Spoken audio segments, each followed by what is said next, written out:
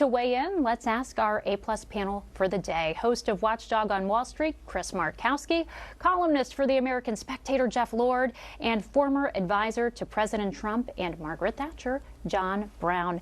So, Jeff, we'll begin with you. Should people be able to self-assess?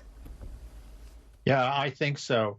I think I mentioned the other day when I went to this protest in Harrisburg, Pennsylvania the other day, a woman said, why is it that you have to have a mask on to go into a grocery store that's open, but you can't put a mask on to come into a mom and pop shop like the kind of business that she ran herself? I didn't have an answer for her. I mean, that's a very good question. If we're allowing this for some of these people, you've got to trust to their common sense. In fact, I think the problem we're going to have is if everything were reopened tomorrow, I think there would still be a lot of people who would be reluctant to go out. So I think that's probably more of a problem than the other. Baron Brown, what do you think is the most important thing to keep in mind? Is it just a matter of not overwhelming the hospitals?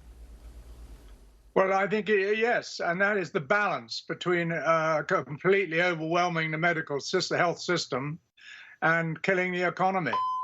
And we're well on the way to really doing serious damage. And I think the Congressman Dan Crenshaw was absolutely right. What is the most damage that bothers you the most? I think the fact that the Congressional Budget Office say that the economy is going to shrink by 40% and that there are going to be 30 to 50 million unemployed Americans by the time it turns up again. Chris? I think these shocking figures. They are. And it's the reality that's really sort of being kept from us at the moment by time. We've only just seen the very beginnings, and we're heading for a depression worse than 1929, and people are thinking the thing is over already when we've just hit sort of a bad recession. Chris, what do you see as priority one from an economic standpoint right now? Obviously, you got to have to get everybody back to work. As a matter of fact, to pull our other two guests in, the American Spectator did a study based upon a Harvard public health study showing the amount of deaths that occurred during the Great Recession in the OECD countries due to cancer, above and beyond the norm, 260,000.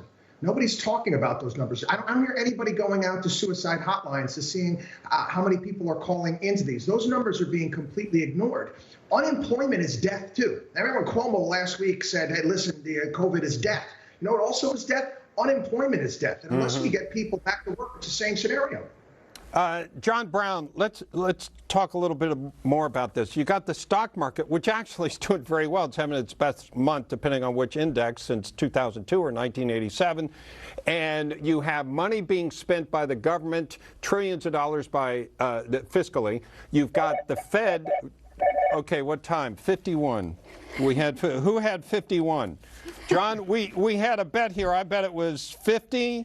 It is 1:51, and that Jason, our producer, thought the phone would ring at 51:30. So he must have been on the other end of the line. Yeah, high demand. We know this. So demand, anyway, getting back to it, you've got the stock market that is all but shaking this off, and there's a lot of money being pumped into it. So you don't believe that's real? Well, Chris, you've given Bob, you've given the game away is that a lot of money is being pumped in, and the market's looking at this massive. I mean, it's absolutely massive, getting on for $9 trillion, one way or another, pumped into the system. And they've only seen the first 2 weeks, basically, of this thing in terms of unemployment and GDP. And so people are feeling, well, this is not as bad as it was going to be, and the market's overly discounted. If you look at 1929, almost the same thing happened. The market fell by 46%. Yeah, but they didn't spend money. They actually, the Fed tightened reserve requirements, tightened it, and made money harder to get. Yes, that's true. But the people began to think it was over. And then the next bash came, and it was down 86%. I think this is going to be 90% down. Myself, wow. The true reality emerges, and I think people are really going to suffer that are going into it now, unless they're adequately hedged by selling covered puts and by buying ETFs, which are short the market by 1, 2, or 3 times. That would protect them on the downside. Okay. Chris, what have been the biggest drags on the economy? Well, right now, as far as drags are concerned, it's people not going out to work. I am encouraged to some degree, and I think obviously you had the news today about some treatments, antivirals. I'm not counting on any sort of vaccine. The antivirals should help, but I got news that Disney right now is thinking about bringing workers back in phase 1 and phase 2. That is a great sign. Yeah. Before they were saying that, hey, it wasn't going to happen until 2021. They're already making plans to bring people back to work. Yeah. We don't have a choice. Yeah, right now, Chris, I'm sorry to interrupt you. I wanted to give Jeff one more chance before the end of this segment. Then we'll have another one next hour. But Jeffrey, final thoughts, about 20 seconds or so. John, as amusing as this sounds, the governor of Pennsylvania is getting plaudits because I think it's on Friday he's going to reopen golf courses. And that may seem like a small thing, but not if you work at a golf course. Okay. Or if you play golf. And I have a brother-in-law that lives on one, and he's been playing a lot. They just take their own. They either walk or they take their own, and they don't go into the clubhouse. And I don't think they are allowed to touch the flags or certain ways they're dealing with that. My husband and sons can't wait to get back out of course. I know. Gentlemen, we'll talk more next hour. Sorry to cut it off. Let's bring in host of Watchdog on Wall Street, Chris Markowski, columnist for the American Spectator, Jeffrey Lord, and former advisor to President Trump and Margaret Thatcher, John Brown. Who do we leave off? We kind of gave short shrift to, who was it last time? Jeffrey, I think we were leaving with you, kind of left you off. Alan Greenspan came out and said he expects a strong third quarter. First quarter not good, second quarter won't be good.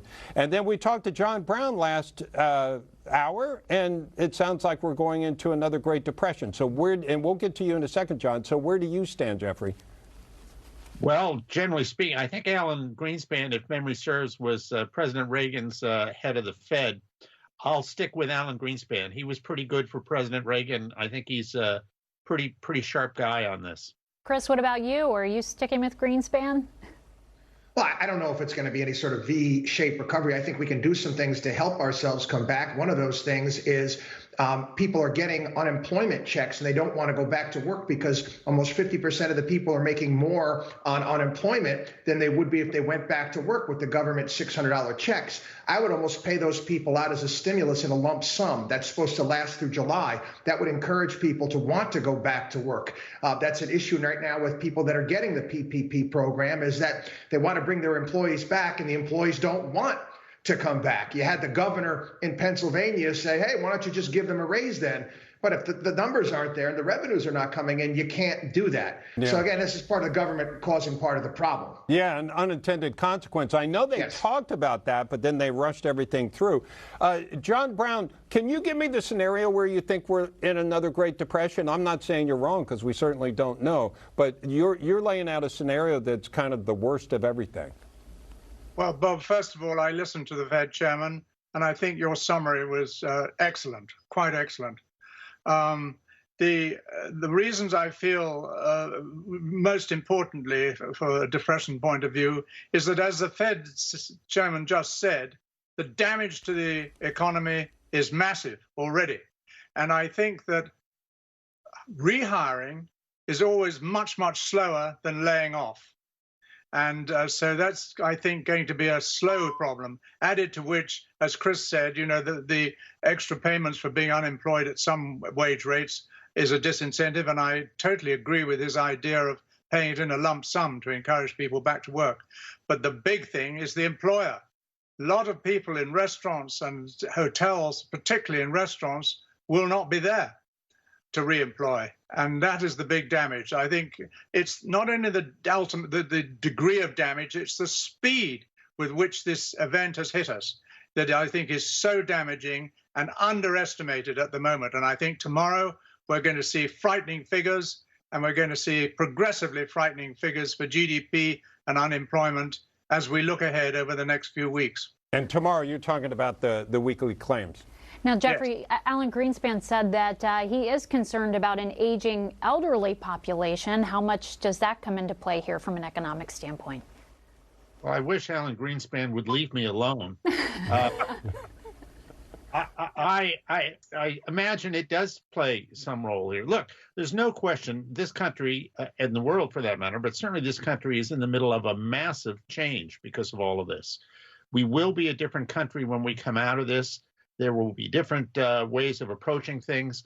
I think the question was raised earlier today by somebody on another network, whether or not we're devolving into two societies, one with people who work at home and are fairly well off, and the other where they all have to head onto subways and mass transit and go to work, sort of dividing America in a way that it hasn't really been divided before. We'll have to see. Yeah. But I do think, we just have to adapt. The American people are very good at adapting. I think I said the other week, I watched a World War I documentary, and it talked about how the American people in the day adapted to the situation. We're very adaptable. We'll figure this out. All right. I love that idea. Let's leave it on that for now. Jeff, John, Chris, thank you all.